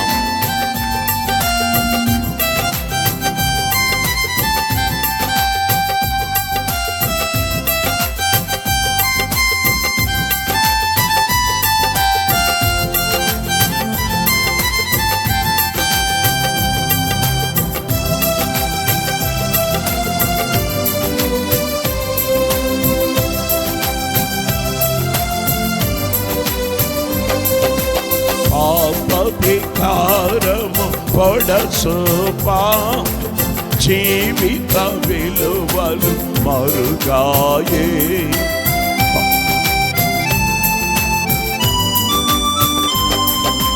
పాప క్షమాపణ పొడసోపా జీవిత విలువలు మరుగాయే అతిథనుగా లోకములో బ్రతుకుటయే నా గతియాయే అతిథనుగా లోకములో బ్రతుకుటయే నా గతియాయే పలువురిలో కనపడలేక ఒంటరిగానే దాహముతో పలువురిలో కనపడలేక ఒంటరిగానే దాహముతో భావికని పయనిల్పా ప్రభు సందర్శనమెదురాయే భావికని పయనిల్పా ప్రభు సందర్శనమెదురాయే పావనుడు దాహముతో చలమును ఇమ్మని నన్ను కోరే పావనుడు దాహముతో చలమును ఇమ్మని నన్ను కోరే ప్రభు ప్రేమ తొలికేక హృదయములో ప్రతిధ్వనించే అక్షమా యేసునిలో శరణును సంగుచు కనిపిల్చే అక్షమా యేసునిలో సంగుచు కనిపిల్చే ప్రభు ప్రేమ. హల్లెలూయా. యేసయ్య శ్రమపడి సిలువ వేయబడినందున దాని మూలంగా మానవునికి యేసు యొక్క కృప దొరికింది, యేసు యొక్క రక్షణ దొరికింది. ఈరోజు మనకు పాపక్షమాపణ, గట్టిగా చెప్పండి, ఏం దొరికింది? హల్లెలూయా. మారు మనసు పొంది పాపక్షమాపణ నిమిత్తమై యేసుక్రీస్తు నామములో బాప్తిస్మము పొందమన్నాడు పేతురు. అట్లా క్రీస్తు ద్వారా మనకు మారు మనసు, పాపక్షమాపణ, ఇంతకు మించిన ఏమున్నాయి? నిజంగా అందుకే వెనకటి కాలాల్లో అడిగేవారు, మీరు మారు మనసు పొందారా, మీరు రక్షించబడ్డారా? ఇప్పుడు అది కాదు. యేసు ప్రభులోకి వెళ్ళి ఎంత దీవించబడ్డారు, ఎన్ని కార్లు కొన్నారు, ఎన్ని బట్టలు కొన్నారు, హల్లెలూయా, ఎంత సంపాదించారు, ఎంత పోగేసుకున్నారు. నిన్న ఒక అయ్యగారు చెప్తున్నారు, నా బర్త్డేకి నాకు 7 కోట్లు ఇచ్చారు జనం అని చెప్పి అన్నాడు. ఎన్ని కోట్ల? డబ్బులు కాదు, సూటు మీరు డబ్బులు అనుకోలేరు. 7 సూట్లు వచ్చాయంట. నేను ఇలా చూసుకుంటా, నాకు ఖర్చు కూడా రాదు. నేను పెద్ద కోరను, నాకు ఇష్టం కూడా ఉండదు. కొంతమంది పెళ్ళిళ్ళకి బట్టలు తెస్తుంటే వద్దని చెప్తా, డబ్బులు ఇట్టమన్నట్టు. వాళ్ళకు తెలుసు, డబ్బులు ఇస్తే నేను పొరపాటు బట్టలు కొను. నాకు అవసరత ఎక్కడుందో అక్కడ ఖర్చు పెడతా. ఎందుకంటే ఒకటి కాదు, మీకు ఎవరికి ఉండవు నా అంత అవసరతలు. అన్నీ చెప్తే గుండె అవుతుంది, అందుకే చెప్పను. ఎక్కడ అవసరత ఉంది, ఎక్కడ పెట్టాలి, దేవుణ్ణి అడిగే పెడతా. అది కూడా చాలా విషయాలు దేవునితో అడిగే చేస్తాను. ప్రతిదీ దేవుడే చేయాలి, అది దేవుడే చెప్తాడు. మనం అవసరం దగ్గర పెట్టాలి. అంతే ఊరికే బట్టలు ఉండి ఎక్కడ పెట్టుకోమి, ఇవన్నీ అవసరమే బట్టలు. ఎందుకంటే చాలా తిరుగుతాను కాబట్టి నాకు పగలు ఒక డ్రెస్ వేయాలి, రాత్రి ఒకటి వేయాలి, అంటే నలిగిపోతాయి. బయటికి వెళ్ళినప్పుడు ఇక్కడే ఉందిలే, ఎట్లా ఉన్నా కానీ పెద్ద పర్వాలా, బయటికి వెళ్తే కొద్దిగా నీట్గా కనబడా, లేకపోతే ఆడేవాడు పిచ్చోని పిలిచారంటారు. కాబట్టి కొద్దిగా అవసరమే అని చెప్పి ఏం చేసుకోం. వెనకడికి ఒక ఆవిడ తీసుకొచ్చింది పెళ్ళికి అని చెప్పి గిల్ అని చెప్పి వస్తున్నా. ఇదేనికి అది నాకు, అది నేను దేనికి వేసుకోను. అందరూ చూసి ఇట్లా కనుక హల్లెలూయా అంటే అది టిటిటిటిట ఊగిపోయినట్టుగా ఉంటుంది ఆ షర్టు. అదేదో దాన్ని ఏమంటారు, చమ్కీలు ఉన్నాయి, అదేదో ముస్లింలు పెట్టుకున్నట్టు ఉంటుంది. అట్లాంటి చమ్కీల డ్రెస్ నేను కొనుక్కుంటా, దేవునికి స్తోత్రం. లేదా మధు గారికి ఇస్తే, మధు గారికి తెలుసు నాకు ఏది కావాలో, కరెక్ట్గా ఆయన చేసి పెడతాడు ఇవన్నీ. దేవునికి స్తోత్రం, హల్లెలూయా. చూడండి, 3వదిగా మనం చూద్దాం. 26వ వచనం, 24వ అధ్యాయం ఇందాక చదివిందే, 24వ అధ్యాయం లూకాసు వార్త 26వ వచనం. క్రీస్తు ఇలాగు శ్రమపడి తన మహిమలో ప్రవేశించుట అగత్యము కదా అని వారితో చెప్పారు. 3వదిగా క్రీస్తు శ్రమపడటం కాదు, తన మహిమలో ప్రవేశించుట అగత్యము కాదా? తన మహిమలో ప్రవేశించుట అవసరం కాదా? ఖచ్చితం కాదా? ఎందుకంటే మహిమలో ప్రవేశించాడు. అలాగే ఇందాక మనం చదివిన చోట 1 పేతురు 1:11, అలాగే యోహాను సువార్త 17వ అధ్యాయం 5వ వచనంలో, యోహాను 17:5లో శ్రమల తర్వాత కలుగబోవు మహిమ. అందరు చెప్పండి, శ్రమల తర్వాత ఏమొస్తుంది? మహిమ. ఈరోజు మీకు నేను శ్రమలు అనుభవిస్తున్నాం. మనం ఏం పర్వాలా, ఒకరోజు మనము క్రీస్తు యొక్క మహిమను మన జీవితంలో అనుభవించే వారమై ఉన్నాం. హల్లెలూయా. యేసయ్య మహిమ. ఈరోజు ఈ శరీరం తీసుకుంటే, ఈ శరీరం నడినెత్తి మొదలు పెడితే అరికాల వరకు మనలో పలువురికి పలు రోగాలు ఉన్నాయి. మీకు ఒక రకం ఉంటే నాకు ఇంకొక రకం, నాకు ఒకటి ఉంటే ఆయనకి ఇంకొక రకం. నాకు ఏ రోగం లేదు అన్నోళ్ళని బట్టి మీకు థ్యాంక్స్. మిమ్మల్ని అట్లాగే దేవుడు రోగం లేని శరీరంగా ఉంచునుగాక. రాకడ వరకు పోకడ వరకు అట్టాగే ఉందరుగాక. అదే నా ప్రార్థన. కానీ ఏదో ఒకటి ఉంది. ఆదివారము అన్ని గంటలు నిలబడి సచ్చేడి ఇక ఒక నిమిషం కూర్చుందాం అనుకుంటే వస్తారు, నెత్తి మీద రుద్ది ప్రార్థన చేయకపోతే మేము బోం, వెడమాటే అన్నట్టుగా ఉంటారు.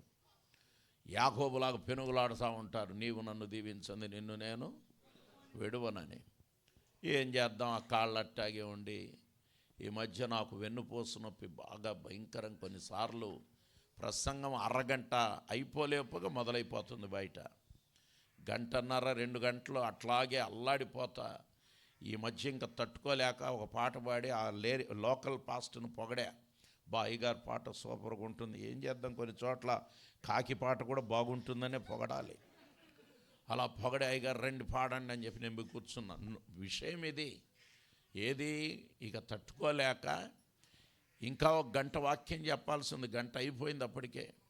అలాగ పెట్టుకొని కూర్చొని నొక్కొని మళ్ళీ వచ్చి నిలబడాల్సిందే. నేను ఊరికే నాకు ప్రియులారా వెన్నుపూస వచ్చింది, నొప్పి వచ్చింది కాబట్టి ఇక నేను చెప్పలేను, మీరందరూ ప్రార్థన చేసుకొని పాడుకొని వెళ్ళిపోండి అంటే, నొప్పి వచ్చినోడు ఎందుకు వచ్చావనరు, నొప్పి వచ్చినోడు మాకెందుకు డేట్ ఇచ్చావనరు. తప్పదు, దేవుని కొరకు శ్రమపడాలి. దేవునికి స్తోత్రం. అని ఒక్కటి మాత్రం ఖాయం, ఈరోజు నీకు వెన్నుపూస నొప్పి వచ్చినా, లేదా మోకాళ్ళ నొప్పి వచ్చినా, అరికాళ్ళ నొప్పి వచ్చినా, తలనొప్పి వచ్చినా, నిన్న మన సోదరులు చెప్పారు, అలర్చి చాలా బాధేసింది. ప్రభువా యేసు నామములో వారిని స్వస్థపరచుము అని చెప్పి ప్రభు దగ్గర ప్రాధేయపడుతున్నాను. ఇట్లా ఒక్కొక్కరు ఎన్ని రకాల బాధలు చెప్తూ ఉంటారో, ఎన్ని రకాల రోగాలు చెప్తూ ఉంటారో, ఎన్ని సమస్యలు చెప్తూ ఉంటారో. ఇవన్నీ విన్నప్పుడు ఒక్కటే గుర్తుపెట్టుకోండి, వీటన్నిటి వెనక ఒక గొప్ప మహిమ రాబోతుంది. ఆ మహిమకు ముందు ఓ స్తోత్రం, ఇటువంటి వేదనలు, హల్లెలూయా హల్లెలూయా. ఆ పై చెప్పబడిన వాటిల్లో మొదటి కార్యము ధర్మశాస్త్ర యుగము యొక్క అంతములో సంభవించింది. అంటే యేసు ప్రభు శ్రమపడుట, యేసు ప్రభు శ్రమను అనుభవించాలి. అది మొదటి కార్యము ధర్మశాస్త్ర యుగము యొక్క అంతమందు సంభవించింది. హెబ్రీ పత్రిక 1వ అధ్యాయం 3వ వచనం, హెబ్రీ పత్రిక 1వ అధ్యాయం 3వ వచనం, మొదటి పేతురు పత్రిక 1వ అధ్యాయము 5వ వచనం, పేతురు రాసిన మొదటి పత్రిక 1వ అధ్యాయము 5వ వచనం, అలాగే 20వ వచనం. ఈ భాగాలన్నీ మనం చూస్తే 1:5లో ఈ రీతిగా ఉంది కదా,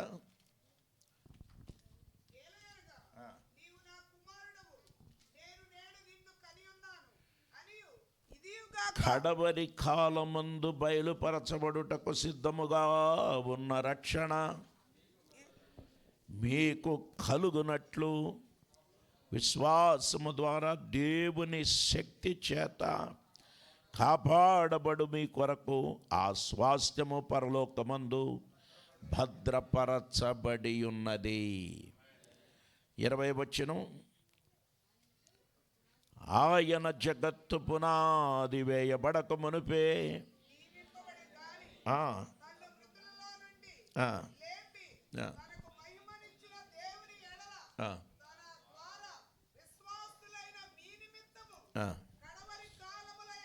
ఆమేన్ హల్లెలూయా. ధర్మశాస్త్ర యుగము యొక్క అంతములో యేసు ఈ లోకానికి వచ్చాడు. ఆనాడు ప్రపంచమంతా, ముఖ్యంగా రోమన్ గవర్నమెంట్ యొక్క ఆగడాలకు తట్టుకోలేని ప్రజ ఒక మెస్సయ్య ఎప్పుడొస్తాడని ఎదురు చూస్తున్న తరుణములో ఇదిగో గలతీ పత్రిక 4వ అధ్యాయం 4వ వచనములో, గలతీ 4:4లో కాలము సంపూర్ణమైనప్పుడు యేసుక్రీస్తు భూమి మీదకి రావటం జరిగింది. ఓ స్తోత్రం. ధర్మశాస్త్రము యొక్క లాస్ట్ అండ్ ఫైనల్లో అంతమందు యేసు ప్రభు వచ్చాడు. ఆయన ఒక్కడే ప్రపంచ చరిత్రలో ఇలా చెప్పాడు, నేను ధర్మశాస్త్రమును కొట్టివేయుటకు రాలేదు కానీ ఆ ధర్మశాస్త్రమును నెరవేర్చటానికి వచ్చానన్నాడు. హల్లెలూయా హల్లెలూయా. అందుకే రోమా పత్రిక 5వ అధ్యాయం 6వ వచనములో అపోస్తులైన పౌలు ఈ రీతిగా చెప్తున్నాడు. రోమా పత్రిక 5వ అధ్యాయము 6వ వచనములో అంటున్నాడు కదా, ఇంకా బలహీనులమై ఉండగా అందరూ చూడండి, మనం ఇంకా బలహీనులమై ఉండగా, ఈ మాట చూడండి, క్రీస్తు యుక్త కాలమున, క్రైస్తలోడు ఎప్పుడు చనిపోయాడట? యుక్త కాలమున. హల్లెలూయా. క్రీస్తు ఎవరి కొరకు చనిపోయాడట? భక్తిహీనుల కొరకు చనిపోయాడట. ఇక రెండవది ఇందాక చెప్పుకున్న దాంట్లో, దీని తర్వాత అనగా క్రీస్తు శ్రమపడిన తర్వాత అనగా ధర్మశాస్త్ర యుగము యొక్క అంతమందు వచ్చిన తర్వాత, రెండవది దీని తర్వాత వచ్చే కృపాయుగములో. ఏ యుగములో? కృపాయుగం. ఇప్పుడు ఏ యుగములో ఉన్నాం? కృపాయుగము.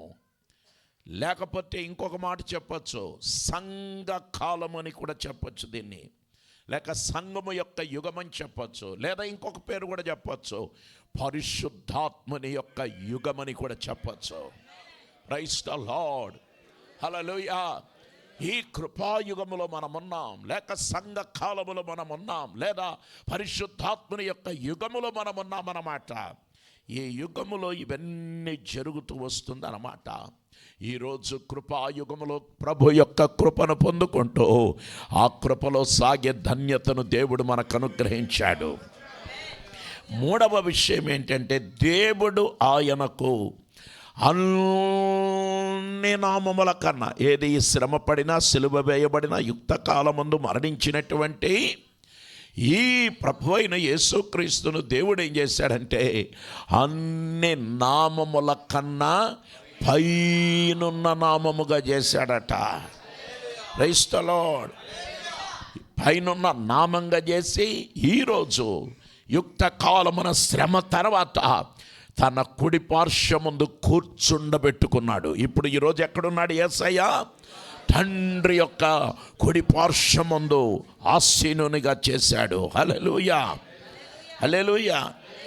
ఇలా ఆసీనునిగా ఎప్పుడైతే క్రీస్తు తండ్రి కుడి పార్శ్వమందు చేయబడ్డాడో అప్పుడు ఈ ప్రవచనములు పాక్షికంగా నెరవేరాయన్నమాట. కానీ భవిష్యత్తులో ఆయన మహిమా సంపూర్ణుడుగా రాబోతూ ఉన్నాడు. హల్లెలూయా. మనము మహిమాన్వితుడైన ప్రభువును చూడబోతున్నాం. ఇప్పుడు పాక్షికంగా తండ్రి కుడి పార్శ్వమందు కూర్చున్నాడు. ఎంత ఆధిక్యత అండి, ఎంత శ్రేష్టమైన విషయం. అలాగే క్రొత్త నిబంధనలో చెప్పబడిన 845 పాత నిబంధన భాగాల్లో 333 ప్రవచనములను గూర్చినవే. ఎందుకంటే క్రొత్త నిబంధనలో చెప్పబడిన 845 ప్రవచనాలు ఉన్నాయి. 845 ప్రవచనాలు క్రొత్త నిబంధనలో చెప్పబడ్డాయి. అలాగే పాత నిబంధనలో ఉన్న 333 ప్రవచనములు యేసుక్రీస్తును గూర్చిన ప్రవచనాలు. పాత నిబంధనలో ఇదిగో యెషయా ఇలా అన్నాడు, ఇర్మీయా ఇలాగన్నాడు, మనకు క్రొత్త నిబంధనలో కనబడుతూ ఉంటుంది. అవన్నీ ఎక్కడి నుంచి అంటే పాత నిబంధనలో 333 క్రీస్తును గురించిన ప్రవచనములు ఇక్కడ ఎత్తి వ్రాయబడ్డాయి. యేసుక్రీస్తు యొక్క ఇహలోక అవతారములో జననం మొదలుకొని పరలోక ఆరోహణం వరకున్న జీవితములో 109 ప్రవచనాలు నెరవేర్చబడ్డాయి. ఎన్ని ప్రవచనాలు? గట్టిగా చెప్పండి. హల్లెలూయా, హల్లెలూయా, హల్లెలూయా. 109 ప్రవచనాలు లోక అవతారములో జననం మొదలుకొని ఆయన పరలోక ఆరోహణం వరకు అనగా కేవలం 33.5 సంవత్సరాలలో క్రీస్తును గురించి చెప్పబడిన 109 ప్రవచనాలు నెరవేర్చాడు. ప్రవచనములు సంపూర్తి చేస్తూ వచ్చాడు ఆయన. ఇంకను ఆయనను గురించిన చెప్పబడిన ప్రవచనములు అనేకములు రానున్న దినాల్లో నెరవేరబోతున్నాయి. దేవునికి స్తోత్రం. నీ రాక్కడకును యుగ సమాప్తికి సూచనలేవి అంటే ప్రవచనములు సంపూర్ణములవుతున్నాయి. హల్లెలూయా, హల్లెలూయా. అట్లా మిగిలిన 224 ప్రవచనములు యేసుక్రీస్తు యొక్క పునరాగమనములో నెరవేరవలసి ఉన్నవని ప్రవచన పండితులు ఎత్తి చూపిస్తున్నారు. ఇంకా 224 ప్రవచనాలు నెరవేరాలి. హల్లెలూయా, హల్లెలూయా, హల్లెలూయా. నెరవేరుతాయంటారా? మొత్తం ఎన్ని ప్రవచనాలు అని చెప్పా? 333 కొత్త నిబంధన ప్రవచనాలు, పాత నిబంధన ప్రవచనాలు. అందులో 109 ప్రవచనాలు నెరవేరాయి. ఇంకెన్ని నెరవేరాలి? 224. 224 ప్లస్ 109 ఎంత చెప్పండి? హల్లెలూయా. ఇన్ని ప్రవచనాలు, ప్రవచనములు సంపూర్ణములాయెను, బలియాయెనుయా ఘనుడు మనకై, బలియాయెనుయా ఘనుడు మనకై. రండి రండి యేసుని యొద్దకు రమ్మనుచున్నాడు. ప్రయాసపడి భారముమోయు వారలు ప్రభుని చెంతకు పరుగిడి వేగమే. రండి రండి యేసుని యొద్దకు రమ్మనుచున్నాడు. హల్లెలూయా. ప్రవచనములు నెరవేరాయి, ఇంకను నెరవేరుతూనే ఉన్నాయి. క్రీస్తు ప్రభుని దగ్గరికి వచ్చి అడిగారు శిష్యులు, నీ రాక్కడకును ఈ యుగ సమాప్తికి సూచనలేవి? వాటికి యేసు అద్భుతమైన జవాబులు చెప్పుకుంటూ వచ్చాడు. మన జీవితంలో కూడా ప్రియులారా ఎన్నో విషయాలు మన ప్రభునాథుడు లోకములో మనం ఎలా జీవించాలి, ఎలా ఉండాలి, ఏం జరుగుతుంది, ఇవన్నీ ముందస్తుగానే చెప్పాడు. ఆయన చెప్పినవన్నీ నెరవేరుతున్నా ఉన్నాయి. అందుకే యోబు అన్నాడు, ఆయన నన్ను చంపినా సరే నేను మాత్రం ఆయన్ను విడిచిపెట్టను. ఎందుకయ్యా విడిచిపెట్టవు? నా విమోచకుడు సజీవుడు. అందరు చెప్పండి, నా విమోచకుడు ఎవరు? ఒకవేళ నా దేహము చీకిపోయినా నా విమోచకుడు ఎవరు? హల్లెలూయా. నిజంగా ప్రాక్టికల్గా మనం అది చెప్పటం నేర్చుకోవాలి, ఆచరణాత్మకంగా చెప్పాలి.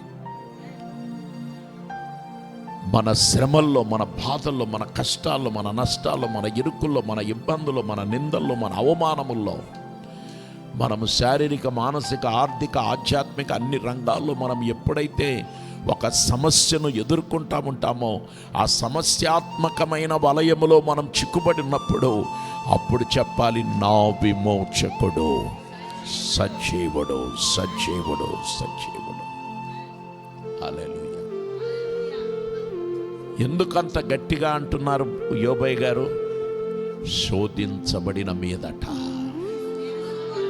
నేను సువర్ణమై మారిపోతా.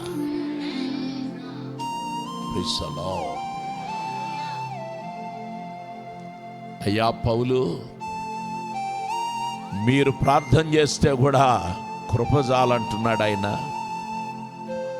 ఇన్ని శ్రమల మధ్య దేవుణ్ణి ఎలా మీరు విడిచిపెట్టకుండా ఉన్నారు? ఎలా ఆ దేవుని గురించి మీరు ప్రకటించగలుగుతున్నారంటే పౌలు అన్నాడు కదా, మన ఎడల ప్రత్యక్షము కాబోవు మహిమ ఎదుట ఇప్పటి కాలపు శ్రమలు ఎన్న తగినవి కావు. ఏనుగు మీద కూర్చున్నోడికి కుక్క పిల్ల భయపడతాడా? చెప్పండి అందరూ. మిమ్మల్ని ఒకరోజు ఏనుగు మీద ఎక్కించారు. ఏనుగు మీద కూర్చొని మీరు పోతా ఉండగా అంటుంది కుక్క పిల్ల. మీరు దాన్ని చూసి అమ్మో అమ్మో అమ్మో అంటారా? ఎందుకంటారు? అరే మనమున్నది ఏనుగు మీద. ఏనుగు మీద ఊరికి ఆ కాలు కింద పడితే పిప్పి పిప్పి అయిపోతుంది. చెరుకు మిషన్లో చెరుకు పెట్టినట్టు కాలు కింద పడితే ఎందుకు పనికిరాదా కుక్క పిల్ల, దానికి నువ్వు భయపడకూడదు. అలాగైతే మన ప్రభు అయిన యేసుక్రీస్తు బలవంతుడు, యేసు అతి బలవంతుడు, యేసు బలవంతుడు, యేసు అతి బలవంతుడు, యేసు అతిశయింతును నా ఆత్మతో శ్వసింతును, నా ఆత్మలో అతిశయింతును, నా యేసుతో పరవశింతును. Glory hallelujah, hallelujah, hallelujah, hallelujah, hallelujah, hallelujah, hallelujah, hallelujah, hallelujah, hallelujah, hallelujah, hallelujah, hallelujah, hallelujah, hallelujah, hallelujah. Hallelujah the the. Hallelujah. నేను ఇదివరకే ప్రకటించాను, వచ్చే ఆదివారం 19వ తారీఖు వచ్చే ఆదివారము మనకు ఒకే ఒక ఆరాధన. ఉదయం 6:30 నుంచి మధ్యాహ్నము 1:30 వరకు భానునగర్ మందిరంలో 7 గంటల స్తుతి ఆరాధన. ప్రతి సంవత్సరం అక్టోబర్ నెల 18వ తారీఖు థామ్సన్ వర్గీస్ యొక్క పుట్టినరోజు. గత సంవత్సరాలలో తనకొచ్చిన బలహీనత మీరందరూ ఎరుగుదురు, అందరూ ప్రార్థించారు. ఈరోజు బ్రతికి బట్టగట్టి మరలా తిరిగి గొంతు క్రీస్తు కొరకు వాడబడుతూ ఉండగా కృతజ్ఞత స్తుతి ఆరాధన 7 గంటల పాటు సంవత్సరానికి ఒక మారు మనం ప్రభువును ఆరాధించాలని పెట్టుకున్నాం. గత 2 సంవత్సరాలు ఘనంగా జరిగింది. ఇది 3వ సంవత్సరము. వచ్చే ఆదివారం 19వ తారీఖు ఇక్కడ ఆరాధన ఉండదు. అందరూ చెప్పండి ఒకసారి. మీరు సాయంత్రం వస్తే అక్కడ రిసెప్షన్లో చెప్పేస్తారు. ఇక్కడ ఆరాధన లేదు, ఒకే ఆరాధన. అందరు అక్కడ ఉంటారు కాబట్టి ఇక మళ్ళీ ఇక్కడ సాయంత్రం పెట్టే అవకాశం ఉండదు. మీరు కూడా అక్కడ పాల్గొనాలి, అందరూ రావాలి. ఆ మరుసటి రోజు అయితే దీపావళి పండగ కాబట్టి రెస్ట్ తీసుకోవచ్చు మీరు. అందుమూలంగా 19వ తారీఖు ఉదయం 6:30 నుంచి మధ్యాహ్నం 1:30-2కు మధ్య ముగించబడుతుంది. అందరూ చెప్పండి ఒకసారి. రోజేది, ఏ రోజు వచ్చింది, ఎన్ని గంటలకు? 9:30కు కాదు, 6:30కు. మీ ఇంటి దగ్గర పొయ్యి వెలగకూడదు ఆ పూట. ఒకవేళ వెలిగినా కూడా 6:30కు వచ్చే వెలుగుడై ఉండాలి. అది టీనో కాఫీనో కాసుకోండి, అంతవరకే. అక్కడే మీకు టీ అందించబడుతుంది, టిఫిన్ అందించబడుతుంది. అదేదో గోధుమ రవ్వ ఉప్మాను ఉండయా పల్లీలోడు, అదేంటి సేమియా, 2 మిక్స్డ్ ఉప్మా విచిత్రంగా ఉంటుందట. ఆకలికి ఆగలేని వాళ్ళు, ఉపవాసం వాళ్ళు అట్లాగే ఉండండి. ఆదివారాలు చాలామంది భోంచేయరు, మాతో సహా అంతే. ఆదివారము ఎంతైమైనా ఆరాధన తర్వాతే. అందుమూలంగా టిఫిన్ తినే వాళ్ళందరి కొరకు పైన మందిరంలో టిఫిన్ పెట్టరు. రావటం, పైకి వెళ్ళటం, టిఫిన్ తింటాం, కిందికి రావటం, అట్లా పైన ఏర్పాటు చేయబడి ఉంటుంది. ఆ తర్వాత మధ్యాహ్నం అందరి కొరకు అక్కడే భోజనం. ఇంకా మీరు వంట చేయటానికి ఎవ్వరూ ఆగకండి. మధ్యాహ్నం అందరూ భోంచేసి ప్రభువును స్తుతించుకుంటూ వెళదాం. ఆ రోజు ఆరాధనలు అనేక పాటలు పాడి ప్రభువును ఘనపరచబోతున్నాం మనము. అదే సమయంలో అల్లూరి విశ్వప్రసాద్ గారు, మరణాత విశ్వాస సమాజం స్థానిక సంఘ కాపరి, నాకెంతో ఆప్తుడు, స్నేహితుడు. మంచి గాయకుడు అన్నమాట ఆయన. వారి పాటలు ప్లస్ ప్రసంగం రెండు ఉంటాయి ఉదయం పూట. ఆ తర్వాత చివరి భాగంలో పాస్టర్ బేటు వివేక్ గారు మంగళగిరి నుంచి రాబోతున్నారు. వారు కూడా పాటలు ప్రసంగం రెండు ఉంటాయి అన్నమాట. అట్లా పోయినసారి వారి కుమారులు వచ్చారు, ఈసారి తండ్రులు వస్తున్నారు. దేవునికి స్తోత్రం. అందును బట్టి దేవుని స్తుతిస్తున్నాను. ప్రతి సంవత్సరం అలా ప్రత్యేకమైన ఇద్దరు దైవజనులను పిలవాలనేది నా ఆశ. అట్లా వారి ద్వారా కూడా దేవుడు మాట్లాడతాడు. అనేక పాటలు, స్తుతి ఆరాధనలు, మధ్యలో ప్రసంగాలు, అవసరం మేరకు అవసరమైతే 1-2 సాక్ష్యాలు కూడా చెప్పిస్తూ ఉంటాను. అదంతా పరిశుద్ధాత్మ చేతిలో పెడతాం. 7 గంటల 7 నిమిషాల్లాగా ఉంటుంది, గుర్తుపెట్టుకోండి. చాలదని నేను ఆలోచిస్తున్నాను ఆ టైం. ఏం చేద్దాం మరి? ఎందుకంటే